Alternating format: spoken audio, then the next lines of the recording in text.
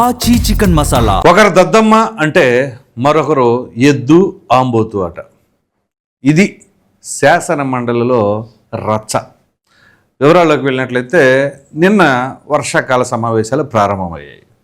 So ఈ నేపథ్యంలో అటు అసెంబ్లీలో ఇటు శాసన మండలిలో కూడా ఈ యొక్క సమావేశాలు జరిగినాయి. ఈ నేపథ్యంలోనే అసెంబ్లీలో చర్చలు ఎలా ఉంటాయంటే వన్ సైడే కదా, ఎందుకంటే వైసీపీ వెళ్ళదు, ఎందుకంటే వాళ్ళకి సంఖ్యాబలం తక్కువ ఉంది కాబట్టి.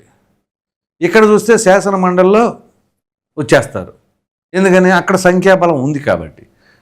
సో సింహం సింగిలు మేము ఏదైనా చేస్తాము అని అనేవాళ్ళు మరి దీనికి ఏమి సమాధానం చెప్తారు?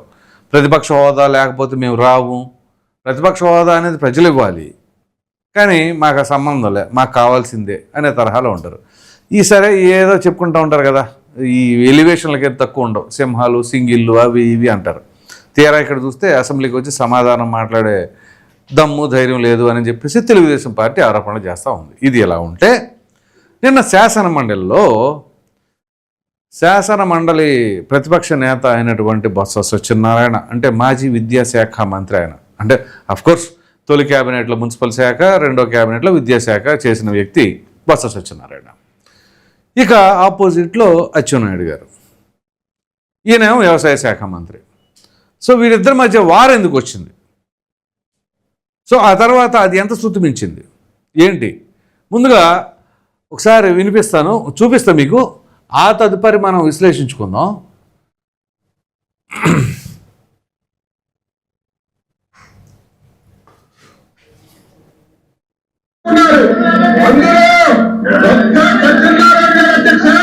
విద్యాశాఖ మంత్రిగా ఉండే కనీసం పార్టీ అధ్యక్షుడికి చెప్పి నోటిఫికేషన్ ఇచ్చుకోలేనటువంటి దత్తమ్మ ఈ రోజు మళ్ళీ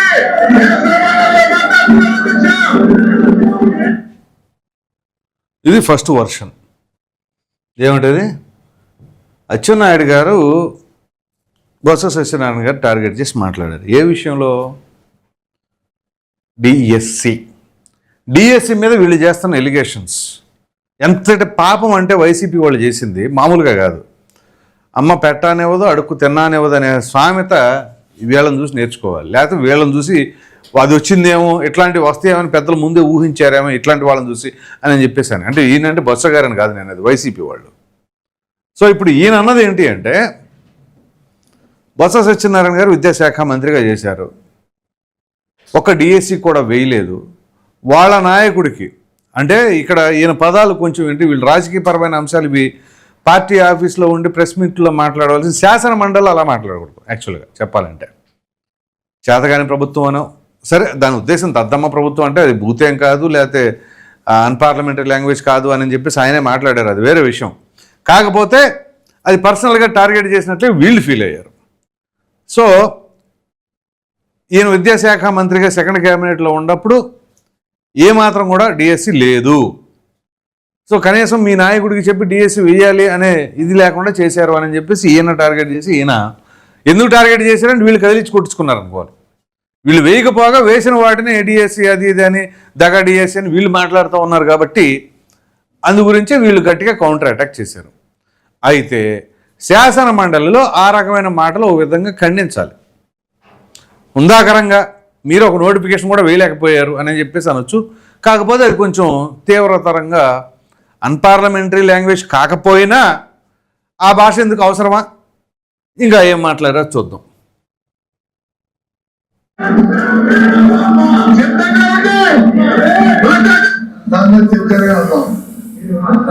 ఇదిగో దాని మీద చర్చ జరగాలన్నాం. ఇప్పుడు బొత్స సత్యనారాయణ గారు ఆయన అనేది ఏంటి, దేని మీద చర్చ జరగాలి? డిఎస్సి మీద ఏం చర్చ జరగాలి? ఓ పక్కన దానికి సంబంధించిన అధికారులు ప్రెస్ మీట్ పెట్టి డైరెక్ట్గా సమాధానాలు చెప్పారు. కోర్టుకు వెళితే కోర్టు సాచి కొట్టింది. ఒక ప్రక్కన డిఎస్సికి సంబంధించిన అభ్యర్థులు మమ్మల్ని అవమానించొద్దు అంటూ వాళ్ళు ర్యాలీలు చేస్తున్నారు. ఏది, అర్హత సాధించిన వాళ్ళు, జాబ్ చేస్తున్న వాళ్ళే కాకుండా మొన్న ఎగ్జామ్ రాసి పోస్టులు రాని వాళ్ళు కూడా వీళ్ళకి వ్యతిరేకంగా మాట్లాడుతూ ఉన్నారు. వీళ్ళకి సంబంధించిన కార్యక్రమాలు వాళ్ళు పార్టిసిపేట్ కూడా చేయట్లా. వీళ్ళకి అర్థం కావాలిగా. తెలుసుకోవాలిగా. ఇంకా దాని మీద చర్చ జరగాలి, సిబిఐ ఎంక్వైరీ జరగాలి అని చెప్పేసి నిన్న రచ్చ. దానికి అధ్యక్షుల వారు ఏం చెప్పారంటే, ముందు మీ దగ్గర ఆధారం ఏమైనా ఉంటే తీసుకురండి అన్నారు. ఆధారం అయితే కిక్కురుమనరేగా. వీళ్ళకి ఆధారం అనే పదమే నచ్చదు. ఎందుకని? చంద్రబాబు నాయుడు గారిని జైల్లో పెట్టినప్పుడు ఆ సమయంలో కోర్టు పదే అడుగుతున్నా కానీ ఆధారాలు తీసుకురండి, ఆధారాలు సమర్పించండి అంటే కొంత సమయం కావాలి మై లార్డ్ అని చెప్పేసి చెప్పిన వాళ్ళు అలా. ఇక అప్పుడు చంద్రబాబు నాయుడు గారు ఏంటంటే ఇది ఏంటది క్వాష్కి వెళ్ళారు. ఆయన బెయిల్ కోసం వెళ్ళారు, నేను తప్పు చేయలేదు, క్వాష్కి వెళ్ళారు. దానివల్ల ప్రొలాంగ్ అయింది అది. సరే, ఆ విషయం అలా వచ్చింది. ఇప్పుడు వీళ్ళు చేసే పనులు ఇక్కడ ఆధారం తీసుకొని రండి, ఆధారం అనేసరికి ఇక అంతే. కానీ చర్చలో రచ్చ మాత్రం చేస్తారు. అయితే ఇప్పుడు బొత్స గారు ఇంకా ఏం మాట్లాడారో కూడా అందాం. తీసుకొస్తాను ఇది నాకంటే ముందు మినిస్టర్ మాట్లాడింది. ఆయన మాట్లాడిన భాష ఒకసారి చూడండి. ఆయన మాట్లాడుతూ మొత్తం దత్తమ్మ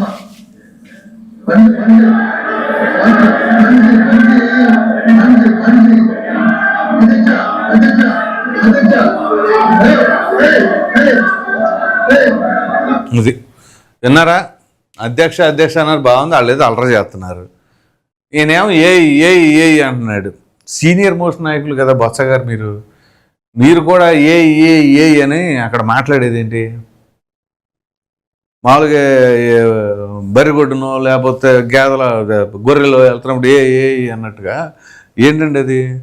ఇంకా విందాం, ఉందో ఇంకా ఆణిముత్యాలు ఉండే.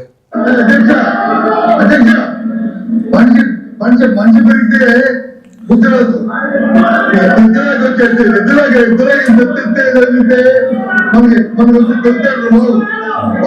ఇది పరిస్థితి. మనిషి పెరిగితే ఆయనకి చెప్పడం కూడా కొంచెం అక్కడ ఇబ్బంది పడ్డారు. అది అంటే కరెక్ట్గా ఫ్లో ఆయనకి. యాక్చువల్గా మనిషి పెరిగితే సరిపోదు, బుర్ర పెరగాలి అనేది అక్కడ యాక్చువల్గా ఆయన మనసులో ఉన్నది. కానీ మనిషి పెరిగితే బుద్ధి పెరగదు ఏదో చెప్పుకుంటూ వచ్చి తర్వాత ఎద్దులాగా పెరిగారు అది ఇది అని చెప్పేసి ఈయన మాట్లాడారు. అసలు అది శాసన మండలా లేకపోతే ఎక్కడైనా బస్ స్టాపా, రోడ్డా? వీళ్ళు ప్రజాధనాన్ని గంటకి కొన్ని లక్షల రూపాయలు ఖర్చు చేస్తూ ఈ వ్యక్తిత్వ హననాలు, వ్యక్తిత్వ బాడీ షేమింగ్లు ఏంటండి? ఇప్పుడు ఆయన దద్దమ్మ అన్నాడు. సరే, దద్దమ్మ అనేది అన్పార్లమెంటరీ లాంగ్వేజ్ కాకపోయినా అది అక్కడ వాడకుండా ఉంటే చాలా హుందాగా ఉండేది. అచ్చెన్నాయుడు గారు, బొత్స సత్యనారాయణ గారు మీరేమో ఇక ఏకంగా బాడీ షేమింగే చేస్తున్నారు. ఎంతలా ఉండి అంత బుర్ర ఉంటుందా అని అంటే ఇది ఇంకా బాగుంది. ఎట్లా ఉంటుంది? అది ఎలా సాధ్యం? మీరేం మాట్లాడుతున్నారు? మనిషి ఉండగానే సరిపోదు, బుర్ర లేదు అంటే ఈయనకంటే పెద్ద పర్సనాలిటీ చాలా ఉన్నాయి. మరి ఎవరు కనపడలేదు అక్కడ? ఎందుకని? ఈయనకు ఉండే టాలెంట్ ఈయనకు ఉంది కాబట్టి ఆయన కంటిన్యూస్గా గెలుస్తూనే ఉన్నారు, క్యాబినెట్లో మంత్రిగా కొనసాగుతూ ఉన్నారు. చివరికి మీ గాలిలో కూడా ఆయన గెలిచాడు, ఆడ గాలిలో మీరు గెలవాల. అది డిఫరెన్సు. ఆయనకుండే టాలెంట్ ఆయనకు ఉంటుంది, ఆయనకుండే స్కిల్స్ ఆయనకు ఉంటాయి, మీకుండే స్కిల్స్ మీకు ఉంటాయి. పర్సనాలిటీని బట్టి ఏమి ఉండదు అక్కడ. సో ఇంతకంటే పెద్ద పర్సనాలిటీలు ఉండేవాళ్ళు చాలామంది ఉన్నారు.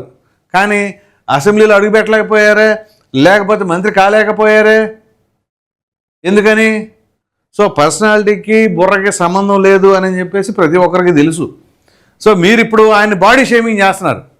ఆయనేమో మీరు ఒక దద్దమ్మలాగా మీ నాయకుడికి చెప్పకుండా ఒకటి వేసి వేయలేకపోయారు అనేది ఆయన వర్షను. కానీ ఆ పదం వాడకుండా ఉంటే బాగుండేది. At the same time Botsa గారు లేవనెత్తిన ప్రశ్న